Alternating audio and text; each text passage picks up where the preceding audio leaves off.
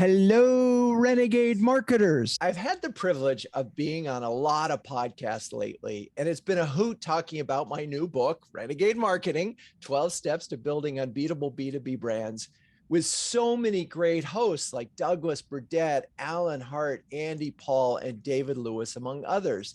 In the course of all these conversations, one of the things I've realized about myself is that most of the great things that have happened in my life were the result of what might call a hiccup or even a crisis, whether it was losing 4 jobs in a 2-year period or having a client stiff us $500,000 because of Bernie Madoff, which happened at the beginning of the Great Recession, or staring down the pandemic.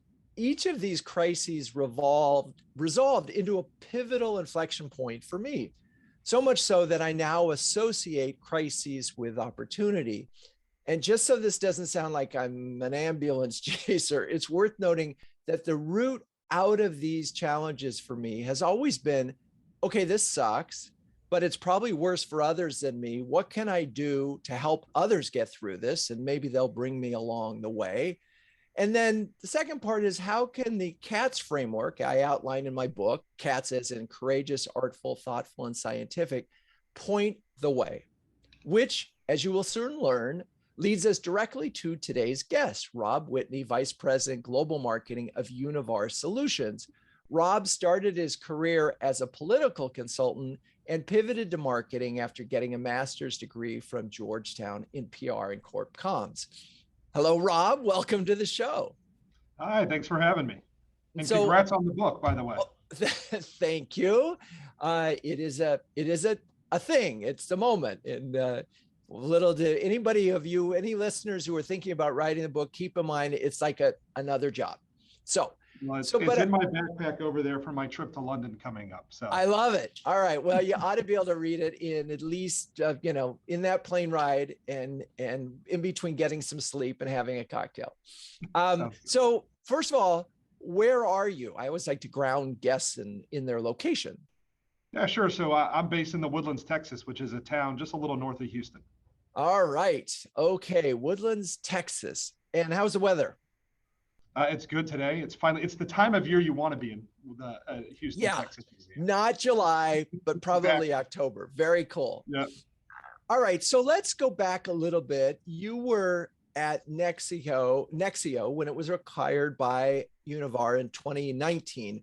Walk us through, because I know when we talked earlier, the integration process and the strategic process for these two brands and companies. Yeah, so it's quite interesting. Univar was the second largest chemical distributor in the world at the time. Nexeo Solutions was the third or fourth. And they in many ways had come from kind of two different lineages. Univar was almost always a chemical distributor, almost 100 years of existence. Nexeo was relatively new, had been a spin out of Ashland Oil. And we had to really kind of pull two organizations that on the surface looked very much alike together to create ideally a new and interesting culture, right? This wasn't your typical M&A of a really big company swallowing up a really small company. It was the bigger buying and trying to find ways to integrate someone that was, nearly 80% its size, which has a lot of its own challenges. And so what, from a strategic standpoint, what were some of the challenges that you folks had to address in bringing these two organizations together? Yeah, so the first thing was just what to call the company, right? That's always a fun experience, right? And our CEO, one of the great things our CEO did, David Jukes, right after the acquisition was announced, is he and the Nexeo CEO actually held a town hall here in the Woodlands, which was Nexeo Solutions global headquarters, and came in and told us how great he thought this integration was going to be, how excited he was about pulling these two cultures together. And right there said, we're merging Univar and Nexeo Solutions. Let's go ahead and call the company Univar Solutions. At the time, the CMO for Univar was there with me, and we looked at each other and said, I guess we're doing a rebranding project. and off we went on that journey over, in 4 months, we came out with a brand new brand, brand new palette, launched a brand new website. It was from a marketer standpoint, stuff that would probably take you 12 to 18 months condensed down into such a short period of time. Well, and certainly he saved you a lot of time in the agony of what do we call it? Univar, Nexeo, do we make up a new word? He just said, no, we're going to just stick with what we got and add the solutions as a homage to the Nexeo one. Talk a little bit about, so, when you're doing a rebrand, there's sort of playing it safe and there's having a little courage. Were there any elements that you felt like really help differentiate the brand as you were thinking about this rebranding that strike you as, yeah, that was a little bit more bold than average? Yeah, so I'd say the boldest thing we did was around, of all kind of old school marketing things, color palette, right? We had this is an industry where everybody is reds and blues, and we decided to come out and go this very in your face orange and gray palette. That really started to differentiate us. And what was amazing was at first, the kind of reaction was, it almost looks like it's Halloween in some ways. But then when you started to actually bring it to life, put it on the side of our trucks, build the digital assets, things like that, it really started to pop, and it really allowed us to kind of at least visually differentiate ourselves in the marketplace. And then, of course, the next piece to follow onto that is then how do you actually talk about who we are in the marketplace? What are kind of your core values? What are the messages you want to send out into the market? And it really started to hone in on that solutions end of our name, right? Focusing on collaboration, providing technical advice, technical solutions, not just what on its surface seems like something simple. We move chemicals from point A to point B, but there's a whole lot of complexity that goes into in between those two stops. Yeah, and I want to pause and go back first to the color point. I make a big point in my book, chapter 2, Dare to be Distinct, and then later on in Artful Ideation, talk about how color is an opportunity. And it feels very superficial, and I just want to, and it can be very superficial, but it can also be a signal of sort of a pivot for a company. Because if you go from red and blue like everybody else, where you behave like everybody else, to orange and gray, it sort of sets a tone that we're not going to be like everybody else. And then the challenge, as you described it, is how do you make it real so that it isn't just a coat of paint, but it is actually something new. And so this is where I would add to that is another point of going that palette was, and it was kind of a throwaway thought at the time, but it proved very powerful, is it signaled to the employees of both companies, this is a new company.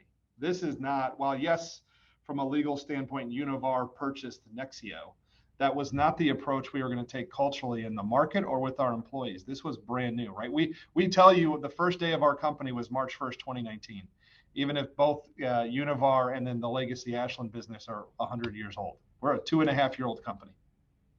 I love that. And why was it so important that you involve employees and get them to realize this was a new company?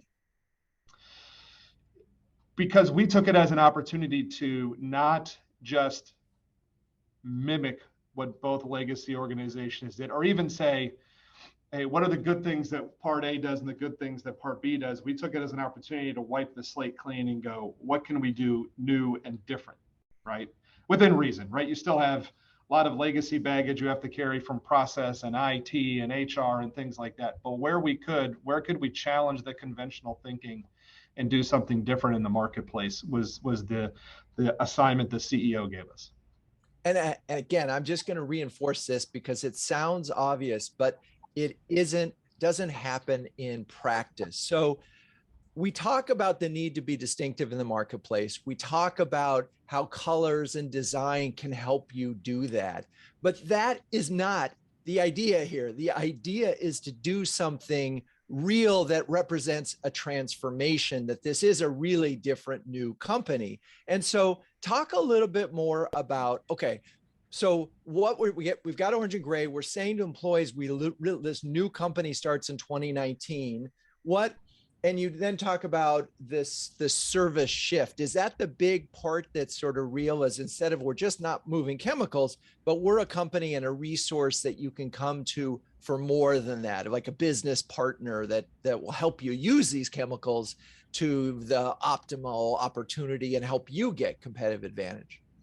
Yeah, that's exactly right. Right. It was burying the needle on the solution side. Right. So our opening tagline was innovate, grow together. Right. Really focused on that innovation and that collaboration with our customers and suppliers, so that we could be seen more than just the truck that shows up and delivers stuff. Even though that is a vitally important job, and that is, if we can't do that, we can't do anything else. It's how do you get the market to view you beyond that, and so that you can really start to provide some value to your suppliers and customers beyond just the transportation side.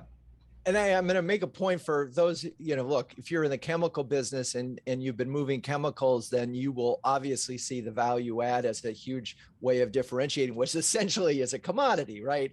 But I'm going to say the same thing to a SaaS company who is thinking about their multiple and saying, we're a SaaS company, we just sell software. But the truth is that a lot of times the services that you can provide on top of that are the things that will differentiate you and allow your customers to use your product more effectively. And you're seeing that more and more at a lot of companies that would surprise you, where their service part is growing, and to the point where it's a revenue center. So anyway, all right, we beat that one home pretty carefully. But I just, as I think about this part of this journey for you, we have a new brand, a new color. We're really telling this. We're going to the market. Were there any elements where you were a little bit nervous about it at all, that, God, is this going to work? Every day, right? So, I think the one, add into that from a marketing standpoint, both companies had been on a relatively new journey of actually standing up what we would call a modern marketing function, right? How are you going beyond just trade shows and brochures and making things look pretty? So we really started to pivot as a brand into let's go sell solutions, while at the same time having to actually stand up the marketing capability to achieve that. And by the way, we just pushed a new brand out while we're trying to integrate two multi-billion-dollar companies together, right? So I think for what gave me pause as a practitioner the whole time was, can I back up the stories that we're telling to the market from a resource and capability standpoint within the marketing function? And then also, is the business ready to really meet those promises into the marketplace? And that was a constant journey with the commercial team to understand and ensure that what we were marketing was actually not only forward leaning, agile, but relevant and practical to what the organization could do. Well, and I love that. And so this is part of the thinking, that the courageous part of marketing is you can lead an organization forward by promising solutions. Even if you didn't have them, the organization is going to have to figure out a way to deliver on them. And in the process, you're going to solve a lot of other problems. Anyway, yep. What an interesting story so far. We're going to take a quick break. And when we come back, we're going to dive into, okay, then along came the pandemic. So stick with us. If you don't mind, I'd like to plug CMO Huddles for a second. Launched in 2020, CMO Huddles is an invitation-only subscription service that brings together an elite group of CMOs to share, care, and dare each other to greatness. One CMO describes Huddles as timely conversations with smart peers in a trusted environment, while another called it a cross between an expert workshop and a therapy session. If you're a B2B CMO that can share and care with the best of them, visit cmohuddles.com and send me an email, drew@renegade.com, to see if you qualify for a guest pass. Okay, we're back. So we just talked about, maybe the solution story might have been a little bit ahead of the organization. The organization had to catch up, and you had a marketing engine that you needed to build to help drive the solution sell. Then along came the pandemic. And let's talk about that moment and what that meant to your organization. I I think like many organizations, we kind of sat there for that first couple of days going, oh gosh, what's about to happen, right? And then very quickly, I think it was an inflection point for our business for two reasons. One, I would characterize the culture of this organization as humble entrepreneurs, right? So never overly braggadocious, but get the job done, find solutions, deliver those solutions into the marketplace, right? And so what ended up happening as part of the pandemic is first we kind of had an awakening on what our purpose was as a business, right? All of a sudden it dawned on us as we start getting a lot of rated orders and things like that, that from governments and municipalities that, hey, many people in this country can't have drinking water unless we're delivering the water treatment chemicals, right? Many businesses that are food manufacturing rely on the products we bring to bear to be able to safely make food, right? And multitudes of others. So the first thing that came out to was our purpose as a business really became clear to us, right? To keep the communities and people we work with healthy, fed, clean, and safe. And that really became, I think, a crystallizing moment for who we were as an organization. Yeah, before you get on, let's focus on that for a second, because I've talked a lot about this on the show. There was a moment right after the pandemic began where every business sort of had to look at itself and say, are we essential? And if we're not, we're going to either have to make ourselves essential or we're going to have to figure out another solution. And you all of a sudden realized, whoa, we're not just delivering chemicals, we're essential. And what a moment for an organization to kind of discover. And in some ways, it must have been a great sort of, whoa, that's cool. Oh, I think, I can, at least for myself, it kind of gave you a renewed vigor on kind of who we are and what we do in a time when I think all of us were kind of at an individual level, personal level, in a very odd mental state of what's going on in our world and what's happening around us, right? It drove a lot of clarity to our purpose as employees and our purpose as a company. So I think, not that I would ever wish a pandemic, but I think it was a very good clarifying moment for us as a company. Well, and again, I spoke to this at the very beginning of the show, and this is the thing that's been a revelation for me, is that these are inflection points, are moments of opportunity if you look at them in the right way. And if you sort of stare them down in the face and saying, all right, it didn't kill me. All right, now what? What can we do? How can we help others? What role can we play in this to bring a more favorable outcome? And meeting that moment is a big opportunity, as long as you're not overwhelmed by it. And that's easy to happen, right? You get deer in the headlights. You go, oh my God, what are we going to do? What are we going to do? I don't know. What are we going to do? But there's a playbook for this now. And that's sort of thinking about how can you help your community? Because you described your purpose as doing all these things that helped others as a result of, showing up with your chemicals. So talk about, okay, so we got that. We're beating that one up. And it feels like that's a moment for the organization to both look internally and externally. Then what was part two of this before I so rudely interrupted? Yeah, so I'd say part two kind of goes back to the early part of our conversation of, we want to be a solutions-based company. Can we actually do it? Right. And very quickly what happened is all of the sudden, let's take a step back. So yes, we're a distributor. We also have a large group of technical specialists around the world. We've got labs, world-class labs and facilities and test kitchens all around the world. Suddenly we started pivoting those to helping customers develop their solutions to tackle COVID-19, right? I think of some very real examples of, on the news, you heard all about breweries and distilleries are making hand sanitizer. They were turning to us and saying, how do I make hand sanitizer? Right. What are the products I need? And what are the things I can put into my tanks that aren't going to ruin my tanks so I can go back to making vodka or beer, in 6 to 12 months. We were helping solve massive logistical challenges, like with the TSA, helping the TSA get enough sanitizer into the airport checkpoints so that they could make sure all of the checkpoints were getting, cleaned routinely and their employees were safe.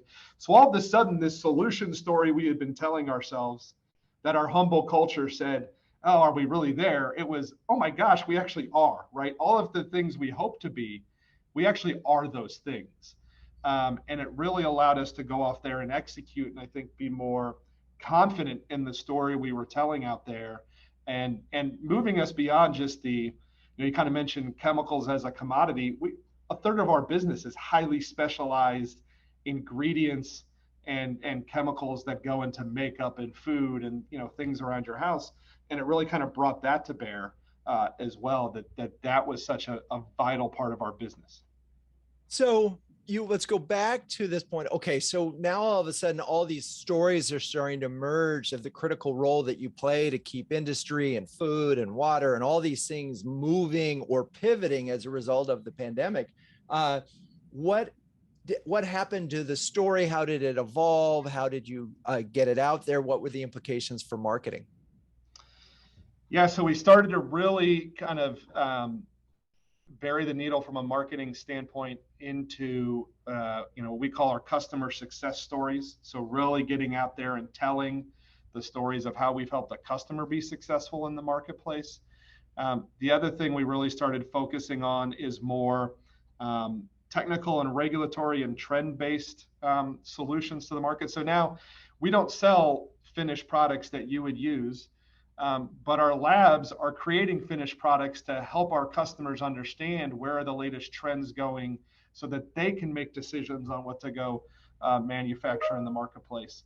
One of the things I'm the most proud of is one of our campaigns was actually around, how are you formulating sunscreens so that you can protect the reefs in our oceans, right? So really starting to think about sustainability and solutions in what is often not viewed as a sustainable industry. So really starting to bury the needle in that direction, as opposed to kind of the more traditional, we've got acetone, we can deliver acetone to you tomorrow. We still do all of that. That's necessary. That's bread and butter, but it really allowed us to get more top of the funnel, solutions-based marketing to draw people in earlier in their development cycle as they were looking to build products. Right. As opposed to, and I'm just I remember I've interviewed lots of folks over the years who are in ingredient businesses, and the only way to be a leader is to show how you can use these ingredients, and even be more forward thinking in terms of defining where those ingredients could go. I wonder, you had mentioned that you had a tagline early on when you launched the company. Did it change as a result of the pandemic? Yeah, so now we've pivoted to our tagline is growing together, right? And we thought that it's interesting, kind of the internal and external. When the brand launched, we had an external tagline, innovate, grow together. We had an internal tagline of streamline, innovate, grow, around kind of the optimization of pulling two businesses together. We finally came to the conclusion, no, we need kind of a single point of view that speaks to our customers, suppliers, employees, and our investors. And that's where we've landed on growing together. Amen to that. We call that perfecting pithy. How did you come to that decision? Why was it so important to have one line that held together employee, customer, and prospect communications? Yeah, I think it was an interesting journey. It was really the investor relations team, corporate communications team, marketing function all coming together and saying we felt like we had too many messages in the marketplace.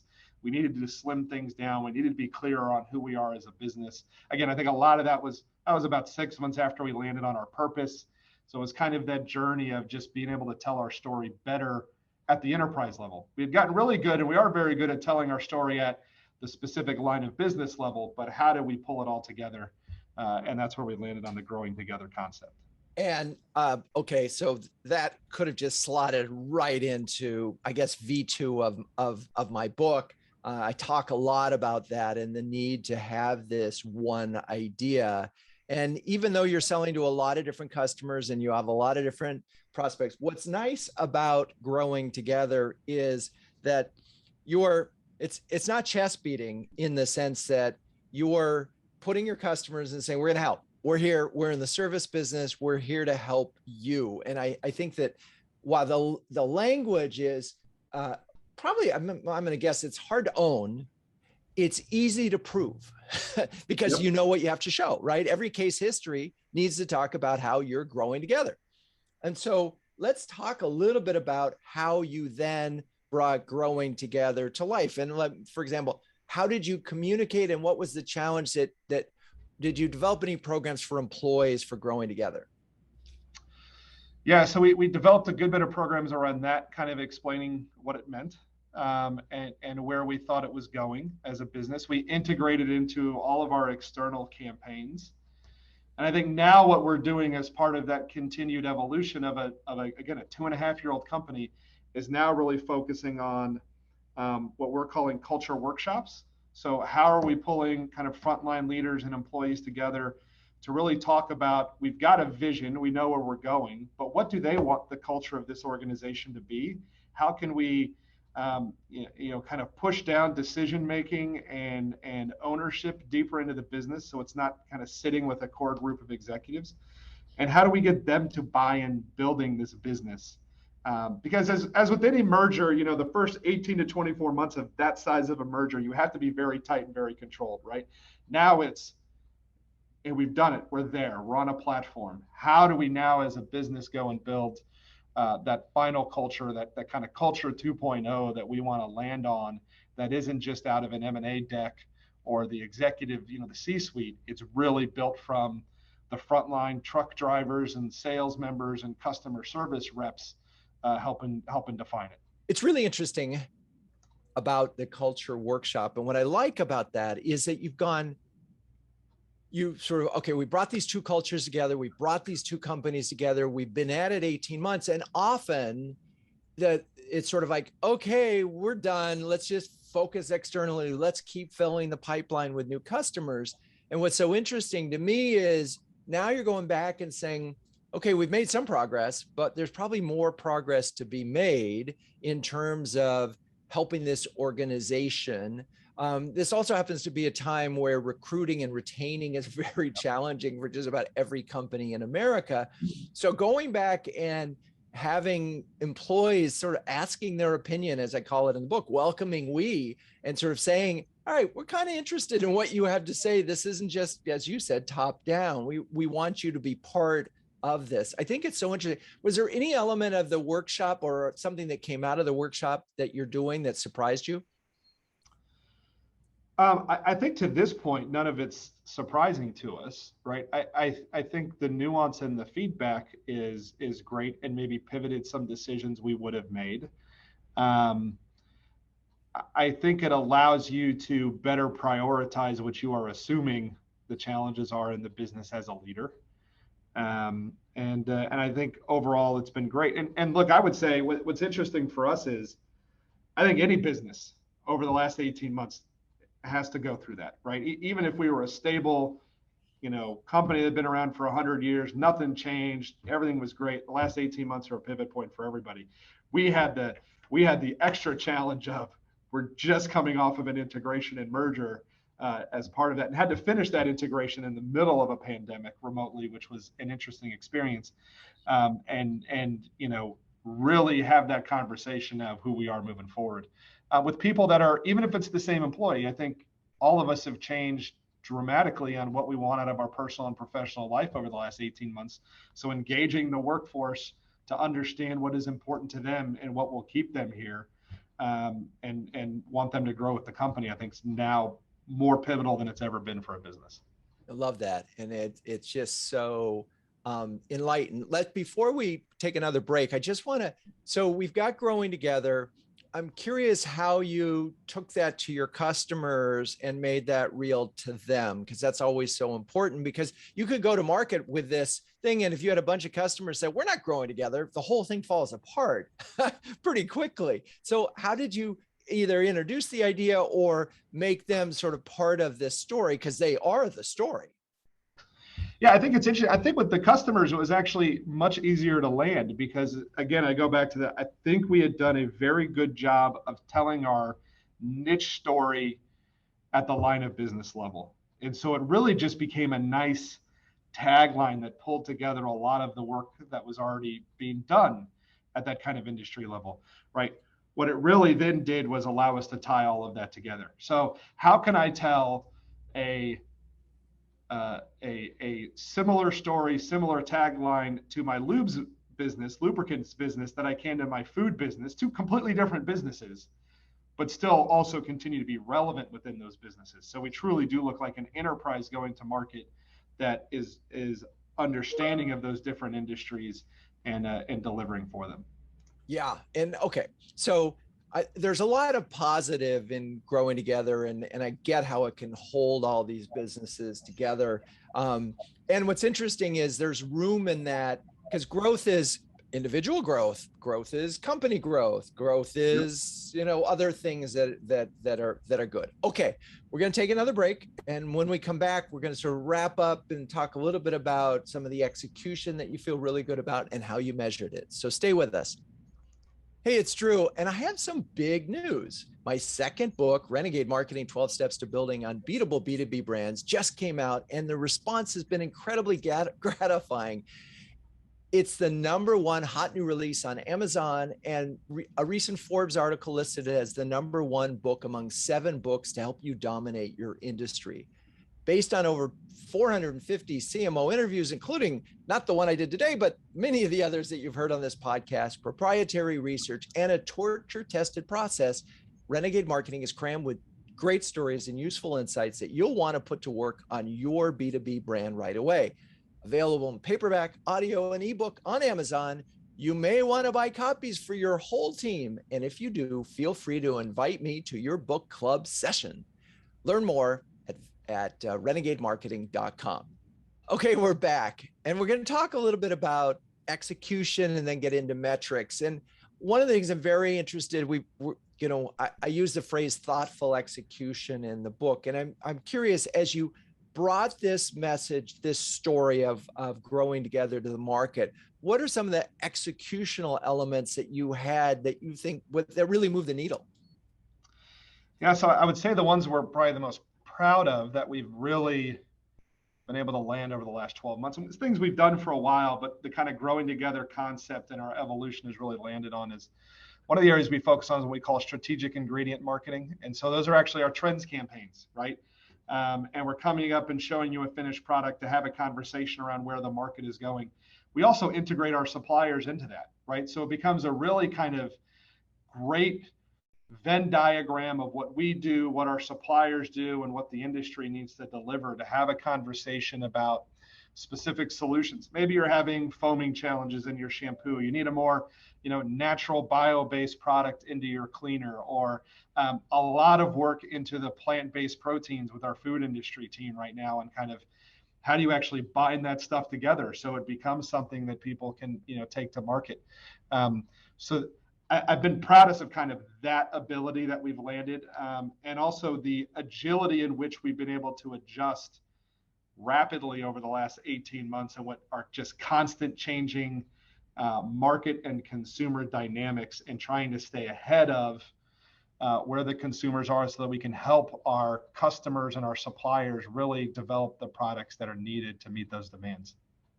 I'm reminded as you're saying this, I'm thinking of a huddle where CMO did a program like this, and it said that the less we tried to sell and the more helpful we were, the more we ended up selling. And it sounds like if you're going to the market and you're saying, here's where the trends are, here's where the products that you're going to be wanting to think about, and you're bringing in those customers as part of that, you're kind of helping them see the future in a way that they might not be able to in-house. And you also have credibility because you're seeing this across a number of categories. You're seeing it across specific categories. And so it feels like a very thoughtful way of helping your customers grow their business. Yeah, and it changes the conversation, right? The traditional conversation for a chemical distributor is, I can give it to you for 2 cents a pound cheaper and deliver it on Tuesday when the other company said they can deliver it on Wednesday. Now it's, how do I get earlier in the conversation and help you actually build your product and find your solution, right? Then the sales process, it's not easy, right? You still have to go through it, but it becomes a much different sales process because you have credibility and a relationship built that isn't just about the transaction. Yeah. I mean, and the key word that I heard, get involved earlier in the conversation. You're not waiting for an RFP or some kind of spec on, hey, what's the cheapest you can deliver this chemical? You're going in earlier and you're saying, we can help you design and build and create something that will help you. And then you're already embedded. Yep.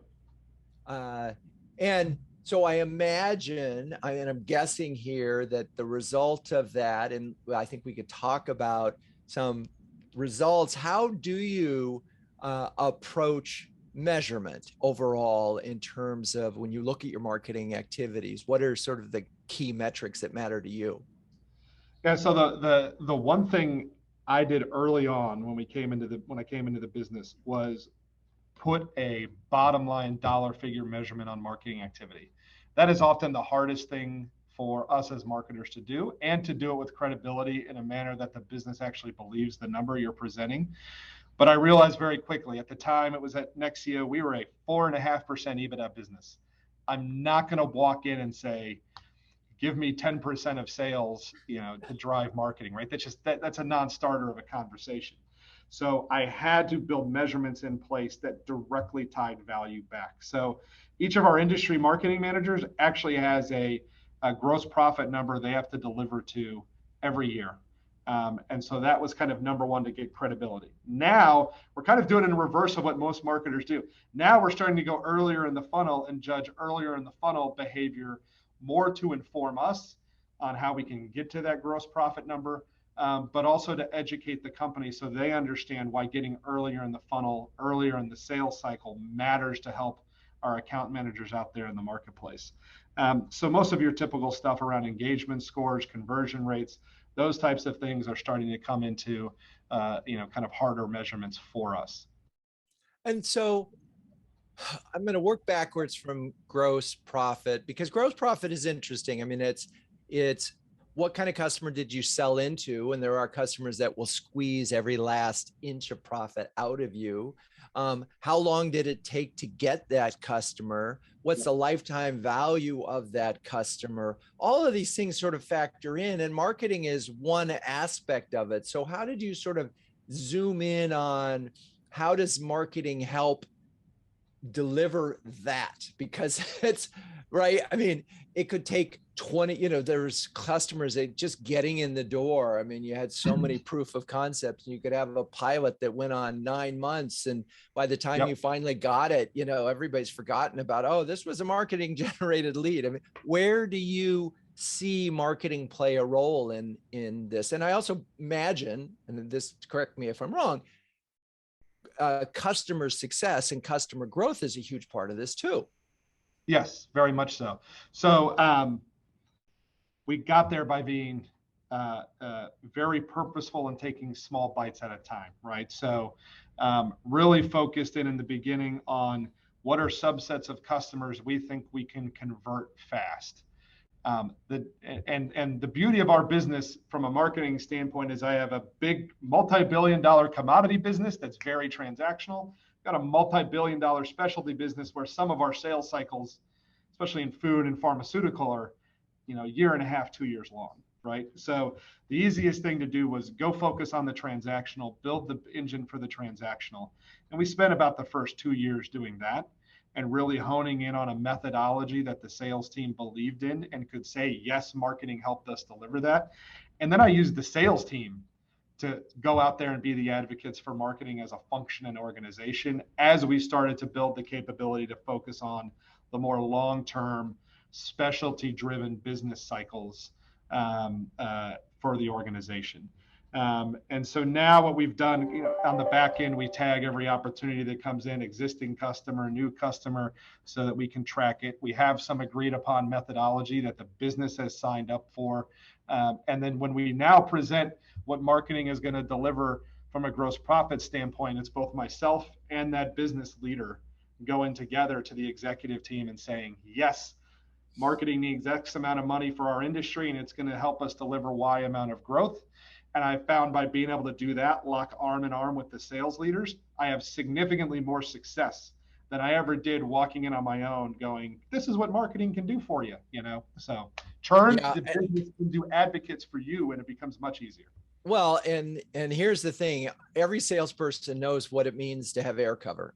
And they Yep. may not know what marketing necessarily does, but they understand air cover as in I walk in the door and they know who I am and what I'm doing here and what the promise is versus when they don't know who I am. And every salesperson knows that. And I want to just put a big punctuation point on this one. If you, the CMO, are walking in and presenting your budget without sales or somebody on a line of business, you're making a big mistake. You really are, Absolutely. flat out, because your numbers, what you're basically saying is marketing is independent, and it's not.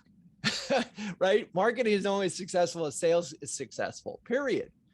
And so that the interlocking of those two things are so critical. So I love that. And I love the fact that you now do it on a line of business standpoint with each of those groups. So you're committing and so forth. I do wonder how that works on a brand level, on a corporate level, just because I can see it on a line of business level.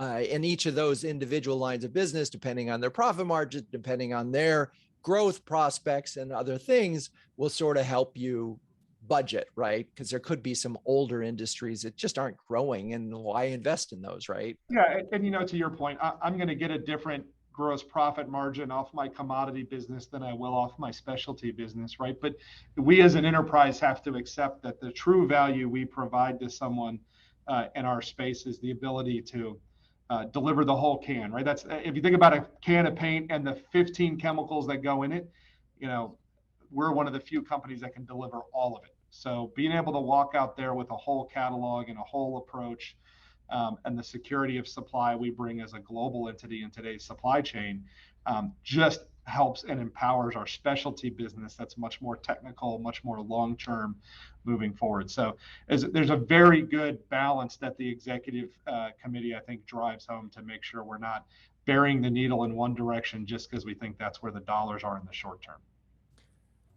Love it. Okay, I just want to ask one, because supply chain is this such a topical issue right now, and all sorts of. I was hearing a story about it. Literally, it was somebody who was talking about paint and a color blue, and they couldn't get this one color, and if this, and it's talk a little bit about how, if at all, supply chain is impacting your business.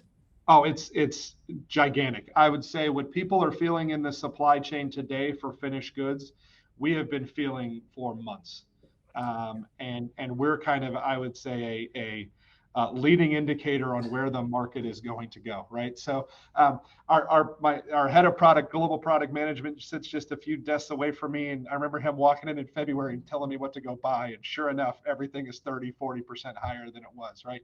So for us, it's really about if I think about that from both an enterprise and a marketing standpoint, right? In an enterprise standpoint, it's really brought home a value we provide because we have a global supply chain and can get product from around the world. So our customers have been in a lot better position than many manufacturers have been along the way. There have absolutely been times, just because of the supply chain, the truck showing up an hour before the brewery's going to have to shut down if they don't get that order of citric acid, but we have been busting our rear to make sure everybody gets what they need. I would say from a marketing standpoint, it's really been an interesting moment where we have to consistently pivot what we're marketing out there based off of what we know we have and based off of what we assume our competitors have in their tanks and they're available to sell. And so we've had an ability to really grow in a lot of areas and kind of go back to that foundational product-based marketing in some areas and in some specific places where supply chain is tight. But it's been an interesting 8 months or so, and it's going to continue to get interesting over the next several. Yeah, well, I'm going to attempt to wrap up this conversation, Rob. Thank you, first of all, so much for this amazing input. Here's the way I would wrap this up. So if we think about courageous strategy for a moment, it was a big pivot for this organization to think about themselves as a solution seller versus an ingredient, as a commodity seller. And the result of implications were, as these two companies merged, they needed to present themselves in a new way. So they went with the colors that said that we're not the same company you think we are. And so that moment of using brand design to say, hey, we're different is important. From an artful ideation standpoint, I've already mentioned the design part of it.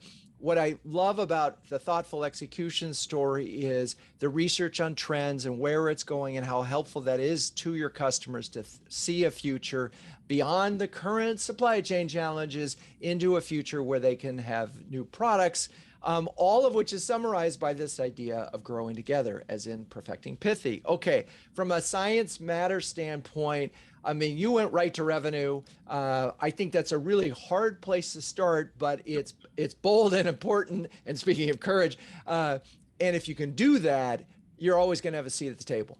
If you can connect marketing to revenue, you will always have a seat at the table. All right, Rob, thank you so much for joining the show. Absolutely. Thank you for having me. It was a great conversation.